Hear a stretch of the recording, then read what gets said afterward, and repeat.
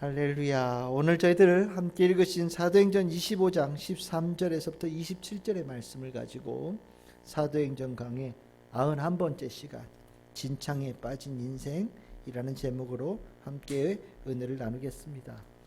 사도행전에서는 여러 인물들이 등장을 합니다.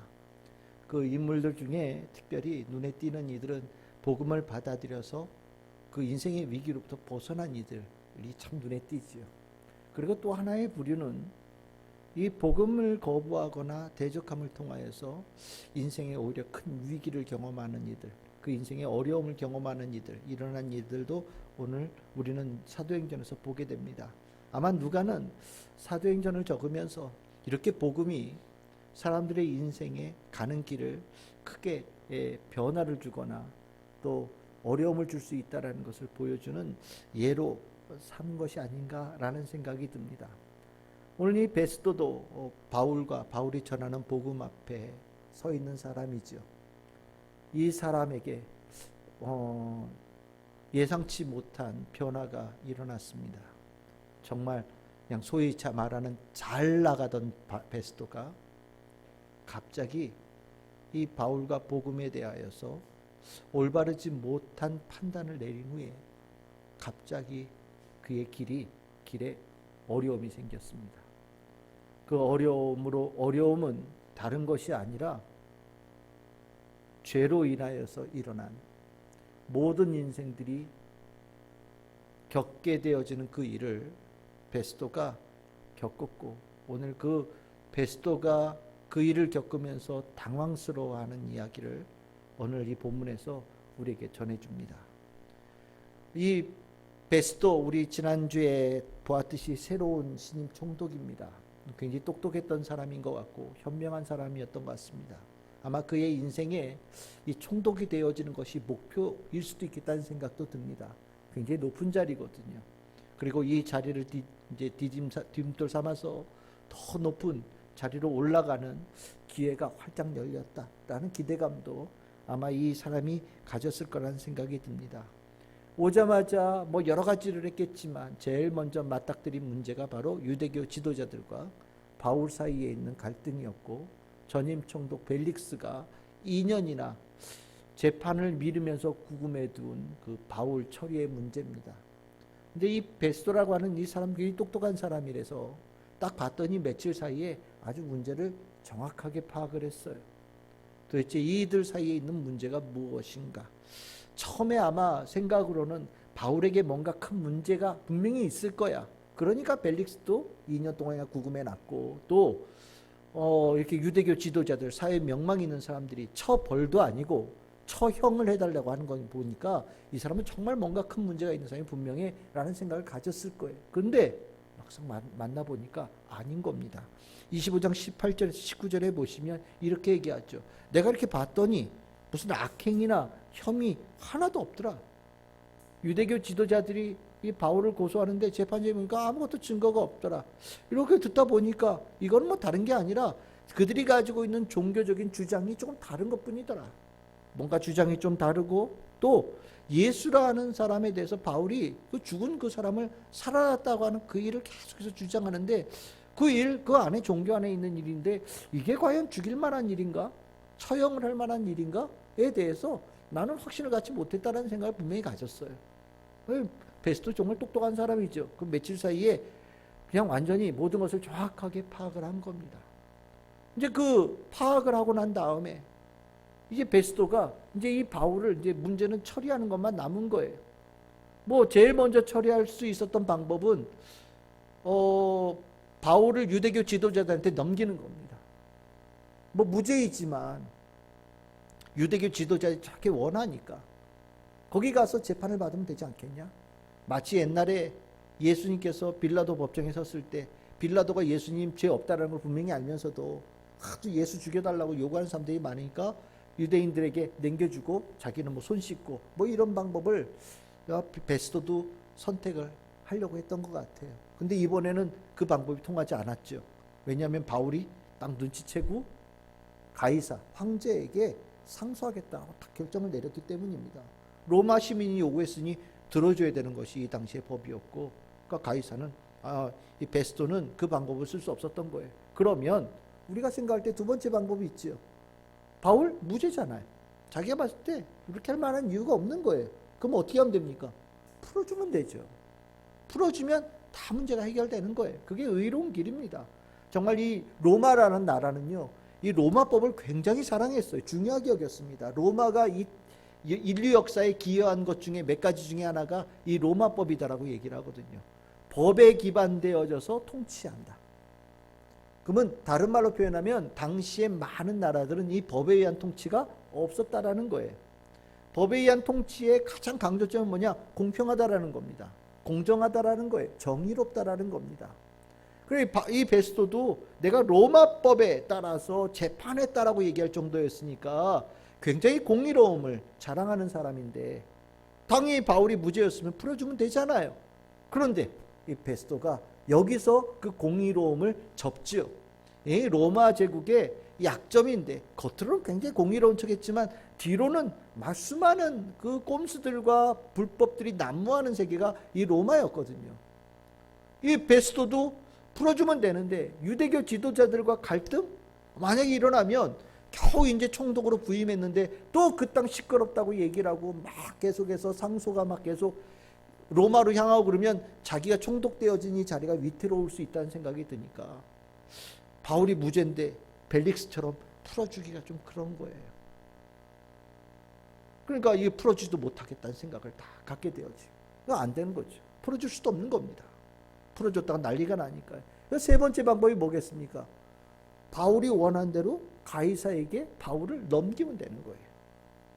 그런데 이걸 넘기자니 이게 복잡해집니다. 뭐가 복잡해지냐면 바울이 죄가 없어요. 바울 그냥 보내면 됩니까? 뭔가 황제 앞에서 재판받을 만한 중대한 그 사안이 있어야만 보낼 수 있는 거 아니에요. 아니 뭐 좀도둑을 황제 앞에 보낼 수도 없는 거고. 그런데 막상 적으려고 하다 보니까 적을 제목이 없는 거예요. 아무리 생각해도 제목을 적을 만한 게 없고, 이들 뭐 종교적인 문제 때문에 말썽이 갔습니다라고 얘기하면 너 네 손에서 처리 안 하고 왜 나한테까지 올렸어? 이런 얘기도 나올 수 있을 것 같고, 그렇다고 없는 죄를 덧붙여서 쓰자니 그 공의롭고 정의롭다라고는 로마 총독으로서 이거는 정말 해서는 안 되는 일이 되어지는 거고, 그렇다고 풀어주자니 폭동이 나서 또 총독에 문제가 생길 것 같고, 그러니까 이 베스토가요 갑자기 며칠 사이에 너무너무 일이 잘 풀린다는 생각이 들다가 갑자기 탁 가던 길이 멈추게 되어진 거예요. 그러면서 이 안에 자신도 감당하지 못할 두려움과 당혹스러움에 깊이 빠지기 시작했습니다. 오늘 읽었던 본문은 그 베스토가 가졌던 그 당혹스러움을 표현하고 있는 부분이에요. 두 군데서 이 얘기를 두 번을 이제 연달아 얘기가 나오는데, 첫 번째는 베스토를 방문한 아그리파 2세라는 왕과 베니게 앞에서 자신이 가지고 있는 어려움을 토로하는 가운데 당혹스러움을 표현한 부분이고요. 그 다음은 그 아그리파 2세를 모시고 청문회를 열었어요. 바울을 중심에다 놓고. 그러면서 청문회를 시작할 때 모두 발언이라고, 시작 발언을 하면서 자신이 얼마나 난처함에 빠져 있는가에 대해서 이야기를 합니다. 먼저 이 아그리파 2세를 만난 앞에서 얘기하는 걸 보면 내용은 이런 겁니다. 총독이 왔으니 그 지역에 다스리고 있는 분봉왕이 와서 인사를 하는 건 당연한 거겠죠. 여러분들 이 분봉왕이라는 게 어떤 의미냐면, 로마가 땅이 이만큼 크잖아요. 이 큰 땅덩어리가 말을 잘 듣는 지역도 있고 말을 잘 듣지 않는 지역도 있단 말이죠.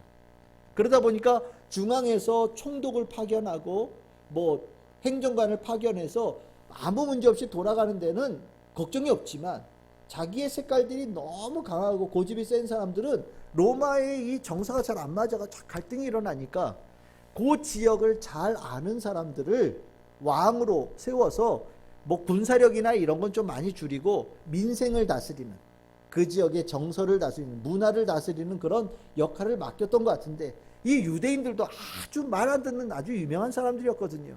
그래서 이 지역에 특별하게 분봉왕을 세웠는데, 그 분봉왕들이 누구냐면 헤롯 가문이에요. 그래서 헤롯 가문의 제일 유명한 사람이 누구냐? 헤롯 대왕이라고 하는, 여러분들 예수님 태어날 때 있었던 헤롯 있잖아요. 헤롯 대왕이라고 하는 사람, 그 사람이 유명한 사람이고, 그 다음에 유명한 사람은 이제 성경에 우리 사도행전 12장에 나왔던 사도 야고보를 죽이고 베드로를 옥에 갇히고 난 다음에 자화자찬하다가 벌레에 먹혀서 죽였다고 이렇게 나오는 그 사람, 헤롯 아그리파 1세라는 왕이 있고요. 헤롯 아그리파 1세가 갑자기 이렇게 죽고 난 다음에 그의 동생이 왕위를 올랐는데 그 사람이 헤롯 왕이라고 또 불려지는 사람이 있고, 그 다음에 오늘 이게 등장하는 헤롯 아그리파 2세라고 하는, 아까 헤롯 아그리파 벌레에 먹혀 죽인 사람의 아들 되어진 사람이 이제 네 번째 이제 이 왕으로 이제 등장하는 겁니다. 그러면서 헤롯 가문에 의해서 유대 땅이 다스려지는 마지막 왕이 헤롯 아그리파 2세예요. 제가 드린 말씀 이해되시죠? 지금 이 헤롯 아그리파 2세라는 왕이 그 지역의 분봉왕이면서 신임 총독으로 온 베스토를 만나러 가는 거예요. 당연한 겁니다. 그 자리에 동석한 사람은 누구냐? 여동생 버니게라고 하는 여성과 함께 동행합니다. 베스토 너무 반가운 거예요. 자기 좀 이 문제, 도대체 이 문제를 어떻게 될지 모르겠다는 생각이 드는 상황 속에서 이 헤롯 아그리파 2세가 오니까 이 지역 잘 알고 있고요. 유대교의 문제들을 잘 알고 있고, 예수라는 사람에 대해서 알고 있고, 뭐 바울에 대해서도 알고 있고, 뭐 이건 정말 자신을 도와줄 수 있는 사람 아닙니까? 그러니까 마치 막 옛날 원래 알던 사람처럼 막 그동안 자기가 얼마나 힘들었는지를 쫙 풀어냈던 것 같아요. 풀어내면서 자기가 당혹스러움을 이렇게 표현합니다. 여러분들 그 25장 20절입니다. 내가 이 일에 대하여 어떻게 심리할지 모르겠다. 이게 아주 솔직한 얘기죠. 여러분들 총독 굉장히 높은 사람이에요. 이 사람이 지금 오늘 거의 처음 본 것 같은 이 아그리파 2세에게 내가 지금 이 재판관으로 섰는데 어떻게 재판해야 될지 모르겠습니다라고 얘기하고 있는 겁니다. 이거 쉬운 말 아니에요. 근데 그만큼 베스토는 당황스러운 상황에 빠져 있는 겁니다. 아그리파 2세가 그 얘기를 이렇게 들으면서 도와주겠다라고 흔쾌히 동의합니다. 그러고 났더니 베스토가 뭐 기다릴 것도 없어요. 당장 내일 바울을 불러다가 청문회를 엽시다. 내가 그렇게 하겠습니다. 그래서 이튿날 바울을 중심에다 모으고, 성경에 보시면 25장 23절에서 25절에 보시면 아그리파 버니게 그 찾아왔던 두 사람, 거기에 크게 위험을 갖추고 왔다 얘기합니다. 그러니까 왕복을 아주 막 멋있는 왕복을 입고 참 나타난 거예요.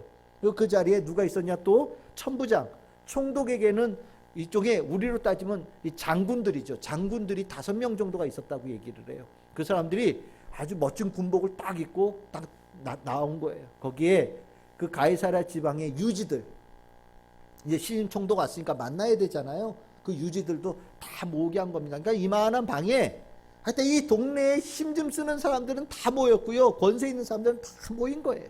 그 자리에 베스토가, 신임 총독 베스토가 딱 나타난 겁니다. 그리고 바울을 부른 거예요. 꾀죄죄한 그 죄수로 있는 바울을 불러낸 겁니다.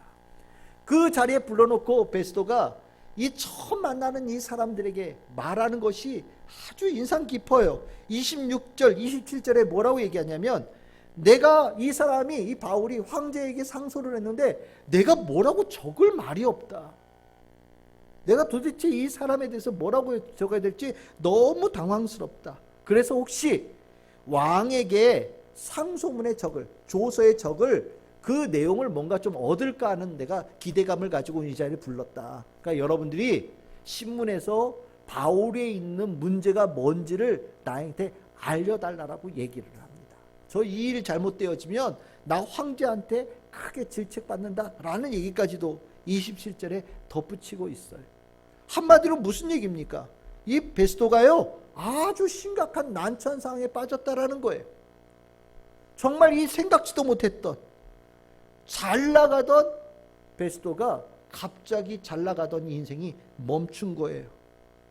왜 멈췄을까요? 이렇게 봤더니 자기 발이 진창에 빠진 겁니다. 자기도 모르는 사이에 진창에 발이 빠져 있고 앞으로 나아가지 못하는 상황에 처한 거예요. 여러분들, 이 베스토가 진창에 빠지게 되어진 이 이유, 우린 눈여겨봐야 됩니다.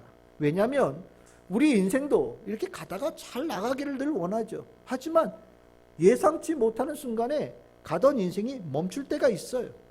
그리고 내 이렇게 보면 발이 진창에 딱 빠져가지고 옴살따싹하지 못하는 일이 일어나는 경우들을 우리는 많이들 경험합니다.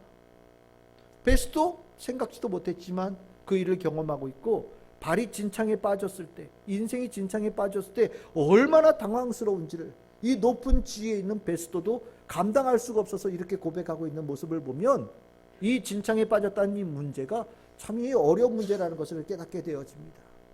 여러분들도 혹시 인생이 진창에 빠졌던 경험이 있을지 모르겠습니다. 예상치 못한 딱 문제에 봉착해서 가던 길이 딱 멈추고 진행되는 게 딱 멈췄는데 해결할 방법이 없어요. 이게 이제까지 경험했던 단순한 어려움들, 조금 힘든 일들하고는 차원이 다른 거예요. 겉으로 보기에 일은 굉장히 간단한데 이 일이 아래로 들어봤더니 점점 빠져나오지 못하는 수렁으로 변하고요. 깊이 빠져드는 거예요. 처음에는 심각하게 생각 안 했죠. 간단하게 바울 처리하면 될 거라고 생각했던 베스도인데 이 일이 점점 지르다 보니까 내 총독으로서의 내 지위가 순식간에 날아갈 수 있는 문제가 될 수 있다는 것을 느끼기 시작하면서, 야, 이거 문제가 심각해진다는 것을 느끼는 겁니다. 그 심각함을 이렇게 어렵게 표현하고 있는 거예요. 여러분들의 인생이 어려움에 빠지는 정도가 아니라 이 진창에 빠지는 것은 우리는 좀 진지하게 봐야 될 이유가 있어요. 이것이 모든 인생들이 경험하는 길이 되어지고요, 이것이 가지고 있는 문제가 심각하기 때문입니다. 인생의 길에 진창에 빠지게 되어지는 이유가, 모든 사람들이 이것을 경험하는 이유는 이 진창에 빠지게 만드는 이 요인이 모든 사람들에게 다 있기 때문이에요. 그것이 무엇일까요? 능력이 없어서? 돈이 없어서? 재수가 없어서? 운이 나빠서? 시대를 잘못하고 나서? 아니에요. 인생이 가던 길이 갑자기 문제가 생긴 진창에 딱 빠질 때는요, 그 진창은 바로 죄로 인하여서 일어난 진창이기 때문에 이것은 모든 사람들이 빠지게 되어지고 나올 수가 없는 문제가 되어지는 겁니다. 여러분들, 이 죄가 만든 진창은 질이 달라요. 죄로 만든 진창은요, 완전히 다른 상황을 만들어냅니다. 다른 말로 표현하면, 죄를 의도적으로 범할 때, 죄 속에 인생이 빠져들기 시작할 때 그 인생은 반드시 이처럼 진창에 빠지게 되어지는 경험을 갖게 된다는 겁니다. 여러분들, 인생을 좀 산 사람들이 늘 하는 소리예요. 목사님, 저는 인생이 고속도로는 원하지도 않아요. 난 바라지도 않아요. 그냥 마른 땅만 됐으면 좋겠어요. 라는 얘기를 해요. 무슨 소리입니까? 인생이 진창에 빠졌던 아주 깊은 고통을 경험하고 있기 때문에 하는 소리예요. 진짜 인생을 제대로 느끼며 살아가는 사람들은 이 고백이 저는 맞을 거라는 생각이 듭니다. 죄가 만드는 진창, 왜 모든 사람들이 빠지냐? 바울은요, 로마서 5장 12절에 이렇게 표현합니다. 우리 같이 한번 로마서 5장 12절 읽어보겠습니다. 시작. 그러므로 한 사람으로 말미암아 죄가 세상에 들어오고 죄로 말미암아 사망이 들어왔나니 이와 같이 모든 사람이 죄를 지었으므로 사망이 모든 사람에게 이르렀느니라. 아멘. 바울은요, 로마서 5장 12절에서 이렇게 얘기합니다. 모든 사람이 사망에 빠져 있다. 이 사망이라고 하는 이 것에 한 사람도 예외 없이 다 빠져 있다라고 얘기합니다. 사망, 이 사망이 뭐냐? 인생의 가장 큰 어려움을 주고 탈출 불가능하고 해결 불가능한 문제를 의미하고요, 이 사망은 진창 중에 진창을 의미합니다. 모든 인생은 반드시 이 진창에 빠진다라는 거예요. 예외 없이 모든 사람이. 그러면 왜 모든 사람은 이 진창에 인생을 갖다 들이박냐? 그것은 이렇게 얘기합니다. 죄 때문이다.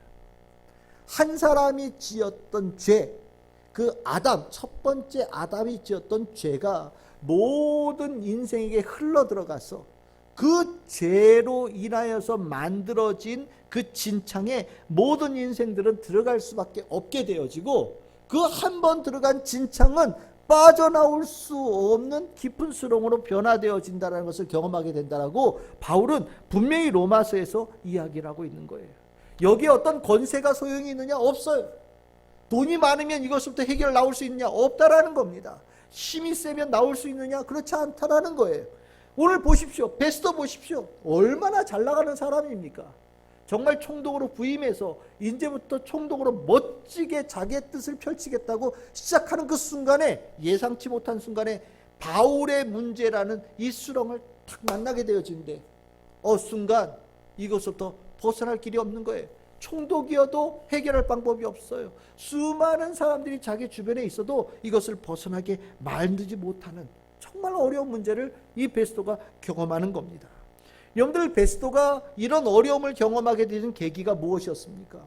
바울에 대한 처리를 제대로 하지 못했을 때, 복음에 문제가 없고 복음을 전하는 바울에게 아무 일 없다면 실은 정의롭게 처리하면 되는 거예요.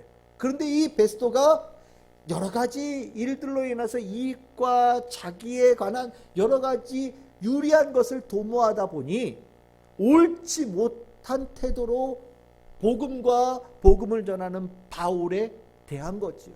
그리고 그가 잘못된 선택은 곧바로 그 잘나가던 인생을 진창에 빠지게 만드는 시작이 되어졌다라는 것을 우리는 성경에서 볼 수 있어요. 그러니까 여러분들 기억하셔야 됩니다. 죄로 만드는 진창, 이거 심각한 거다. 죄는 우리에게 진창에 빠져서 오도 가도 못하는 인생으로 만든다라는 것을 분명히 깨닫고, 이 진창에 누구도 예외 없이 다 빠지게 되어져 있다라는 것도 이해를 하셔야 돼요. 그러니까 누가 어려움을 겪고 힘든 일을 겪고 고통스럽고 괴롭다라고 얘기할 때, 야, 그 사람 무슨 나쁜 일을 해서 그랬나 보다. 아니에요. 모든 인생들은 죄 속에 있기 때문에 그 과정을 반드시 겪게 되어져 있어요. 잘 생각해 보면 나도 그 가운데 있고요. 혹시 내가 죄 속에 살고 있다면 언젠가 그 진창에 빠지는 것만 남아있을 뿐입니다. 그러니까 이 문제는 진지하게 다뤄야 되는 문제가 되는 거예요. 간단한 문제가 아닌 겁니다. 그런데 이 진창에 빠진 인생이 되어지면 더 큰 문제가 뭐냐? 이게 점점 더 심화된다라는 거예요. 처음에는 간단하게 발 빠져서 간단하게 발 빼내면 될 거라는 생각이 들었는데 아니에요. 점점점 이곳으로부터 벗어나기 위해서 노력하면 노력할수록 더 깊이 들어가는 것을 경험한다는 겁니다. 여러분들 혹시 자동차 바퀴 그 진흙 같은 데 빠져본 경험이 있으십니까?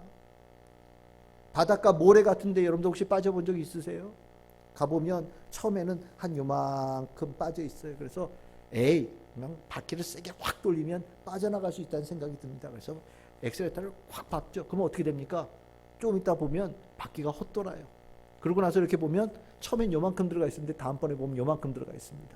그러면 또 한 번 열심히 앞으로 뒤로 해가지고 또 해봅니다. 그러면 다음번에 어떻게 했냐?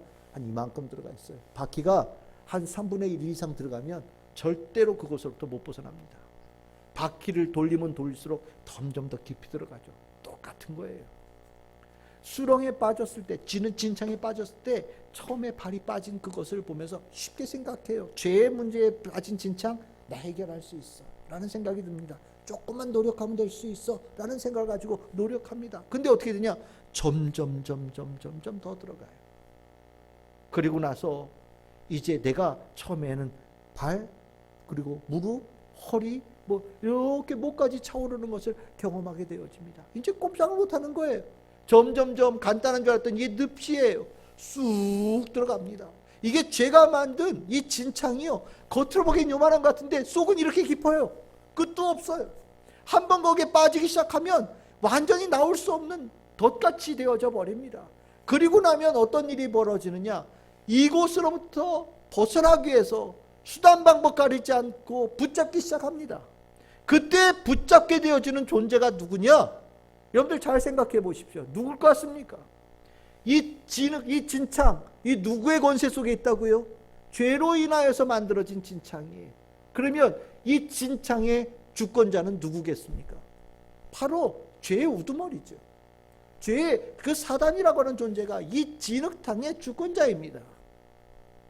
내가 살기 위해서 붙잡고 외칠 때 내 앞에 나타나서 너의 모든 것을 내놓으면 내가 너를 그곳에서 구해내 주겠다라고 말하는 존재가 있는데 그게 누구냐? 바로 사단이에요.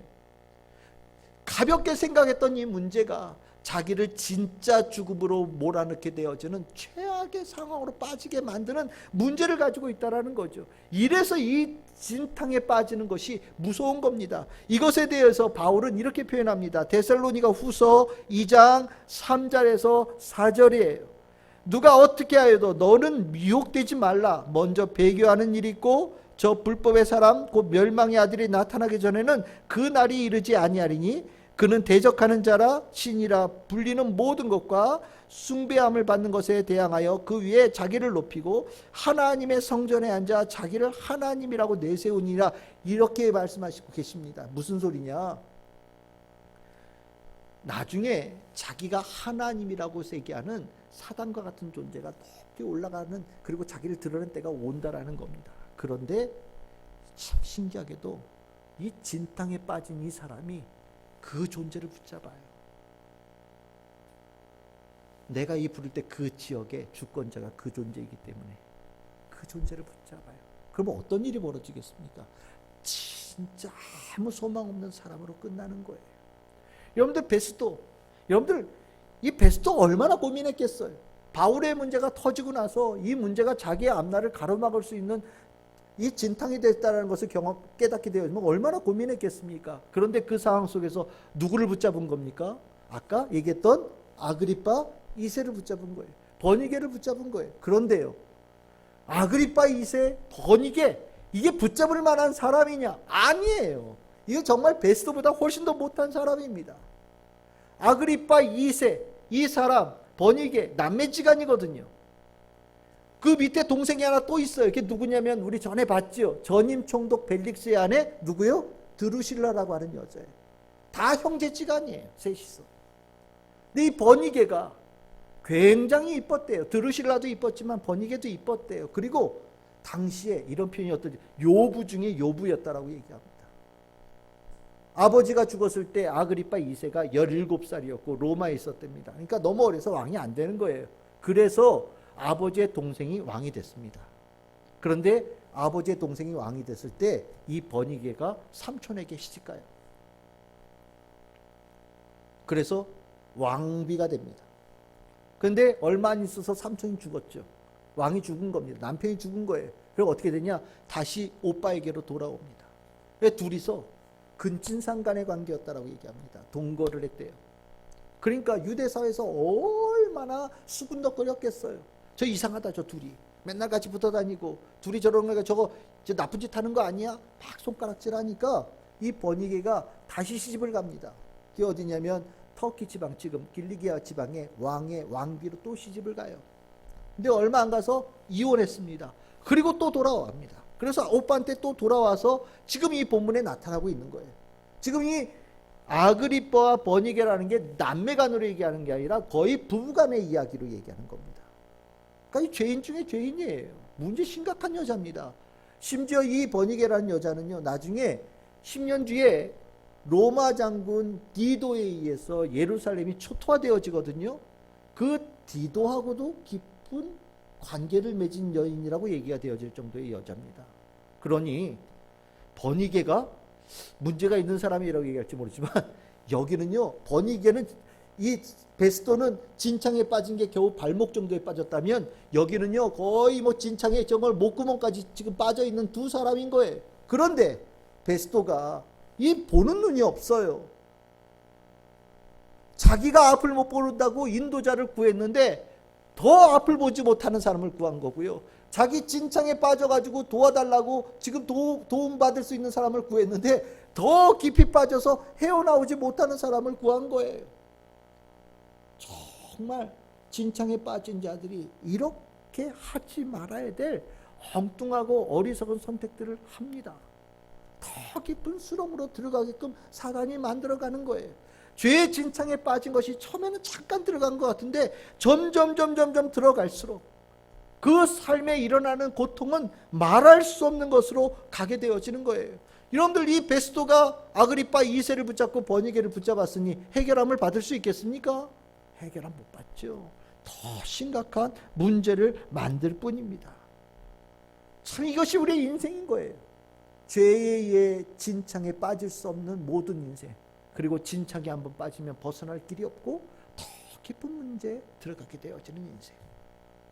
베스토라고 하는 로마 총독의 권세를 잡은 자도 해결하지 못하는 이 문제. 과연 이거를 정말 해결할 방법이 없을까? 베스토는 정말 이 상황 속에서 정말 벗어날 길이 전혀 없었을까? 아니죠. 베스토는 기회가 있어요. 아니, 있었어요. 지금도 있고요. 자기 눈앞에 있는 바울을 붙잡으면 돼요. 자기 앞에 있는 바울이 전하는 예수 그리스도의 복음을 붙잡으면 되는 거예요. 그러면 이 진창으로부터 벗어날 수 있어요. 왜냐고요? 이 진창을 만들었던 첫 번째 요인이 뭐였습니까? 죄잖아요. 한 사람으로 인하여서 우리 모든 인류에게 흘러들어온 이 죄의 진창에 지금 베스토가 빠져 있는 거거든요. 그러면 이 한 사람으로 인하여서 들어온 이 죄의 진창에 빠져 있는 인생들에게 벗어나게 만드는 길 또한 한 사람에게 있죠. 한 사람의 죄로 인하여서 이루어진 이 죄는요, 한 사람으로 인하여서 변화되어질 수 있습니다. 그게 누굽니까? 우리가 흔히 두 번째 아담이라고 얘기하는 바로 예수 그리스도이시죠. 예수 그리스도는 이 죄의 문제를 해결해 줄 수 있는 유일한 존재고요. 바울이 전하고 있는 복음은 바로 그 예수 그리스도의 복음을 전하고 있는 거 아닙니까? 지금 베스토는요, 기회가 있는 거예요. 내 앞에 있는 바울을 붙잡으면 돼요. 바울 붙잡고 예수님의 복음을 들어서 떠나가면 되는 겁니다.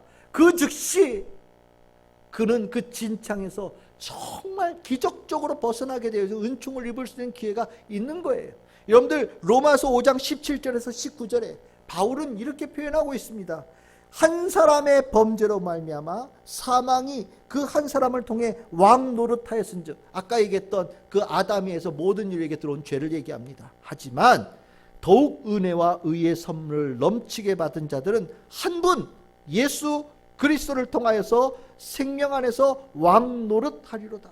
예수 붙잡은 사람은요, 죄가 왕노릇하는 그런 처참한 진창에 빠진 인생에서 벗어나게 되어져서 예수 그리스도께서 우리 안에 왕으로 오시고 우리가 그것으로 벗어나서 왕노릇하는 왕처럼 영광스러운 존재로 변화되어지는 은총을 입게 될 것이다 라고 얘기하고 있고요. 18절에도 똑같이 얘기합니다. 한 범죄로 많은 사람이 정죄에 이른 것처럼 한 사람의 아담으로 모든 인류가 죄에서 벗어나지 못하게 되어진 것처럼 한 사람의 의로운 행위로 말미암아 모든 사람이 의롭게 되어지는 역사도 일어난다. 바로 예수가 우리를 의롭게 하는 그 한 사람이다 라고 얘기합니다. 19절, 한 사람이 순종하지 아니함으로 많은 사람이 죄인이 된 것 같이 아담이 에덴 동산에서 하나님의 말씀에 거역함으로 죄의 늪에 빠지게 만드는 그 첫 번째 사람이 되었던 것처럼 이제 한 사람이 순종함으로 많은 사람을 의인으로 만드는 새로운 역사가 일어났다. 그 한 사람 바로 예수 그리스도죠. 그러니까 베스토는요, 눈앞에 있는 바울 붙잡으면 되는 거예요. 이미 들었던 죽었다고 얘기되어지는 그 예수가 다시 살아났다고 주장하는 바울의 주장을 들으면 되는 거예요. 그것을 붙잡는 순간 베스토는 진창에서 벗어날 수 있는 길이 열리는 겁니다. 그 지긋지긋하고 무서운 진창에서 벗어날 길이 있는 거예요. 그런데 여러분들, 베스토 바울을 붙잡았어요? 붙잡지 못했습니까? 못 잡았어요. 바울을 붙잡지 못했습니다. 내 눈앞에 바울이 와 있음에도 불구하고, 복음을 들었음에도 불구하고, 기회가 이미 주어졌음에도 불구하고, 여전히 기회가 주어지고 있음에도 불구하고 베스토는요, 진창에 빠진 사람이지만 진창에서 벗어날 구원의 생명의 동아줄을 잡지 못하는 우를 범했습니다. 왜 그랬을까요? 베스토에게 무슨 문제가 있었을 거예요? 이 구원의 동아줄을 잡지 못하고 계속해서 인생이 진창에 빠져 있는 사람에게는 공통점이 있어요. 그 공통점의 첫 번째가 뭐냐면 분별력이 없습니다. 분별력이. 여러분들이 분별력은요, 인간의 눈, 오감을 통해서 분별이 되어지는데, 특별히 우리는 육감이라고 하는 게 있죠. 6번째 감각입니다. 이 육감이 뭐 동물적인 감각이라고 얘기해서 우리는 이렇게 표현합시다. 영적인 감각이라고 표현하면 좋겠어요. 여러분들이 이 영적인 감각은요, 정말 그 존재 속에 있는 진짜 가치를 보게 만드는 힘이 있거든요. 여러분들이 베스토가 이 참 분별력이 떨어지는 사람이에요.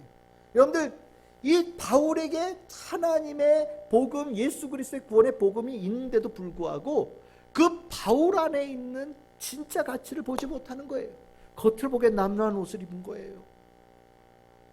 바울이 어떻게 생겼냐? 코는 매부리 코였다고 얘기합니다. 코가 이렇게 길어가지고 별로 잘 못생겼대요. 다리는 이렇게 안쪽으로 흰 다리였다는 겁니다. 그래서 이게 걸음이가 이렇게 위험이 없었대요. 그러니까 한마디로 별 볼 일 없는 사람처럼 보였다라는 거예요. 반면에 지금 청문회 안에 나와 있는 사람들 어떻습니까? 막 누구는 왕복을 입고 있고 화려하게 군복 입고 있고 나름 제일 비싼 옷 입고 와가지고 쫙 모여 있으니 이 베스토가 볼 때 야 바울은 별것 없고 여기 있는 이 멋진 옷 사람들 이 사람들이 뭔가 있나 보다 본 거죠. 그런데요, 이 바울이 법정에 있을 때 나중에 이 법정에 있는 바울에 대해서 이런 표현을 하는 걸 봤어요. 주님의 영광이 그 바울에게 충만했다는 거예요. 무슨 소리냐면 베스토에게 조그마한 영적인 눈이 조금만 띄어 있어도 그 화려한 옷을 입고 있는 사람들은 깜깜하게 보였을 것이고 남루한 옷을 입고 있지만 바울에게는 주께서 주신 영광이 충만한 진짜 가치가 보이는 것을 볼 수 있었을 텐데 베스토에게는 그 분별력이 없었다라는 거죠. 그래서 자기 보기에 멋있어 보이고 반짝거리는 거 보이는 것을 선택할 수가 있는 어리석은 길을 갔다라는 겁니다. 여러분들이 인생을 살면서 우리 능력 얘기하죠. 뭐 암기력, 분석력, 뭐 영어 얼마나 잘하냐, 수학 얼마나 잘하냐, 뭐 국어 얼마나 잘하냐, 어떤 기술을 가지고 있느냐 중요한 것처럼 보입니다. 하지만 능력은요 다 거기서 거기에요. 하나님 보시기에 이 사람의 능력은 다 거기서 거기에요. 그러면 인생에서 정말 중요한 능력이 뭐냐? 바로 분별력입니다. 내가 분별할 수 있고 옳은 것을 분별해서 붙잡을 수 있는 사람이 되어지면요 그 옳은 것이 내 인생을 이끌어갑니다. 진리를 내가 분별해서 붙잡을 수 있으면 진리가 나를 이끌어가요. 그러면 어떻게 됩니까? 모든 사람이 진탕에 빠져서 허우적거릴 때 나는 진리를 붙잡고 벗어날 수 있는 사람이 되어지는 거예요. 우리가 아이들에게, 젊은이들에게 이것 꼭 가르쳐야 되는 거예요. 분별력이 있어야 돼요. 분별력이 없으면 아무것도 아니에요. 베스도 충동이 되면 뭐합니까? 분별력이 없으니 진창에 빠져서 헤어나올 방법이 없는 거 아닙니까? 베스도는 분별력이 없었던 겁니다. 약점이에요. 모든 사람들이 가지고 있는 문제예요. 두 번째, 베스도에게 있는 모습, 진탕에 빠진 모습이 똑같지만 용기가 없어요. 하나같이 똑같아요. 진탕에 빠져서 허우적거리는 사람들 보면요 용기가 없어요. 다른 것을 선택할 수 있는 용기가 없어요. 아유 해야 되는데 저 사람 눈치가 보여서 해야 되는데 저 일이 있어서 막 수많은 것에 핑계를 대면서 선뜻 붙잡지를 못하는 거예요. 믿음의 힘이 없는 겁니다. 용기라는 게 뭐냐? 믿음을 얘기하는 거예요. 여러분들 믿음이 뭡니까? 보이지 않는 것의 실체다라는 걸 얘기합니다. 보이지 않는 것을 붙잡는 거예요. 지금 당장이 아니라 미래를 바라보고 붙잡는 겁니다. 이건요 용기가 필요해요. 용기가 곧 믿음이거든요. 베스도 아마 군인이 아니었을까 생각이 들어요. 남들 보기에 아마 높은 총독자까지 올라갔으니까 대단하게 막 뭔가 있는 사람처럼 보였겠죠. 하지만 이 사람 좀 생겼어요. 겁쟁입니다. 비겁한 사람이에요. 바울이 무죄라는 걸 알고 복음에 아무 문제가 없다는 걸 알면서도 그것을 선택하지 못한 거예요. 이런 사람은요 진창에서 벗어날 수가 없어요. 진창에서 허우적거리고 괴로워하고 불평하고 막 이런 사람들 있잖아요. 하나같이 용기 없는 사람들이에요. 여러분들 믿음 선택하고 이 자리에 나와 있는 여러분들이 용감한 사람들입니다. 용기 없으면 진창에서 벗어나지 못해요. 베스도의 모습이었습니다. 세 번째로 진창에서 빠져나오지 못하는 사람들, 베스도에게 있는 모습이 뭐냐? 올바른 것에 대한 가치를 우습게 여겨요. 베스도가 문제가 뭐였습니까? 눈앞에 있는 이익에 올바른 것을 뒤로 물렸다는 거거든요. 눈앞에 있는 이익에 따라가는 사람이에요. 근데 정말 중요한 건요, 올바른 것을 선택할 수 있어야 됩니다. 그 올바른 것을 선택하는 것이 아주 작은 선택일지 모르지만 그 작은 선택이 그 진탕에서 벗어나게 만드는 힘이 되어져요. 눈앞에 있는 이익을 계속해서 따라가다 보면 더 깊은 수렁으로 빠지는 것밖에 남은 게 없어요. 하지만 옳은 것을 선택하게 되어질 때, 그 옳은 것을 붙잡을 때 그 가운데 구원의 역사가 일어나는 거거든요. 근데 베스도는 분별력도 없고요, 용기도 없고요. 옳은 것을 중요하게 여기는 가치도 소중하게 여기지 못하는 그런 사람이었습니다. 이 문제가 심각하죠. 진탕에 빠져서 허우적거리며 고통당하는 사람들에게 일어나는 다 공통적인 모습이에요. 여러분들 이런 진탕에 빠져 있는 사람들에게 아무 일어나지 않느냐? 아니죠. 계속해서 구원의 복음이 전하여지고 계속해서 거듭되어져서 기회가 주어집니다. 하나님께서는 그들에게, 예수님께서는 그들에게, 성령께서는 그들에게 계속해서 진탕에 빠져 있는 자들에게 벗어날 수 있는 길을 계속해서 주시거든요. 그럼에도 불구하고 이들은 분별하지 못하고 용기가 없고 올바른 것을 선택할 만한 마음을 가지고 있지 못하여서 그 생명의 동아줄을 잡지 못하고 썩은 동아줄을 잡고서 매달리는 모습들을 거듭거듭해서 보이는 거예요. 주어진 길을 번번이 놓치는 모습. 이게 죄의 진탕에 빠진 사람의 현주소입니다. 여러분들 요 근래 실은 우리 주변에 이 진탕에 빠져 있는 이 베스도와 같은 사람이 얼마나 많습니까? 정말 수없이 늘어나고 있어요. 진탕에 빠진 인생이라고 한숨 내쉬고 낭망하고 좌절하고 어려워하는 사람들 너무 많습니다. 뉴스로는 나라 경제가 굉장히 잘 돌아간다고 얘기를 하는데 내가 살아가는 살림살이는 나아지는 게 없고 점점 힘들어지고 있죠. 진탕에 빠졌다고 얘기를 하고 어려워합니다. 요즘 젊은이들 능력이 탁월합니다. 못하는 게 없어요. 그런데 문제는요, 이 능력을 펼쳐낼 공간이 없습니다. 그래서 젊은이들이 꿈을 가지고 살아가야 될 이 일들이 일찌감치 죄에 빠지고 일찌감치 진탕에 빠져서 호우적거리는 인생이 되어지고 있어요. 어두운 곳에 빠져서 나오지도 못하고요. 낭망하고 좌절하는 모습들이 있습니다. 주거 환경은 어떻습니까? 요즘에 다 집들 커졌죠. 쾌적합니다. 여러분들 뉴스 보시고 해외 사람들 이렇게 보면 몇몇 잘 사는 나라들 정말 잘 살지만 대부분의 나라들은요, 아마 여러분들 그런 데가 살려고 그러면 아마 못 산다고 아마 다 도망칠 거예요. 우리나라 참 주택 환경 많이 좋아졌어요. 그런데 집은 좋아졌는데 그 안에 살아가고 있는, 그 안에서 이루어진 가정의 모습은 점점점 못생긴 모습으로 바뀌어지고 있습니다. 행복하지 않죠. 가정에 문제가 있어서 진탕 속으로 빠집니다. 죄가 그 가정을 진탕으로 밀어놓고 있어요. 갈등이 생기고 아픔이 생깁니다. 그러니 어떤 일이 벌어지냐? 젊은 애들이요, 가정을 이루겠다라는 소망을 갖지 않아요. 가정 안에 있다 보니 더 힘든다는 거죠. 나는 혼자 편하게 살겠다라는 얘기도 하는 정도입니다. 점점 심각해지고 있어요.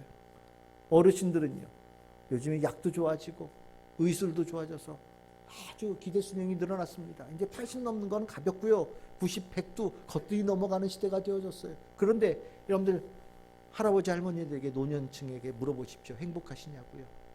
죽지 못해 산다는 얘기들을 많이 합니다. 인생이 진탕 속에 빠져 있어요. 왜 그럴까요? 정말 이 땅에 죄가 만연해지고 있고요. 더 큰 문제는 죄의 심각함에 대해서 사람들이 마음에 새기질 않아요. 그냥 운이 없어서, 내가 노력을 좀 덜해서, 때를 잘못하고 나서 잠시 지나가는 어려움이라고 이 진탕에 빠진 상황을 생각해요. 아닌데 죄로 인하여서 생긴 근원적인 지금 문제에 빠진 건데, 자기 스스로 벗어날 수 없는 진탕에 빠져 있는 건데, 더 깊은 수렁으로 들어가는 지금 어려움 속에 봉착되는 시작인데 가볍게 생각해요. 해결할 수 있는 능력이 나에게 있다고 생각해요. 내가 마음만 먹으면 얼마든지 빠져나갈 수 있다고 생각합니다. 아닌데 말이죠.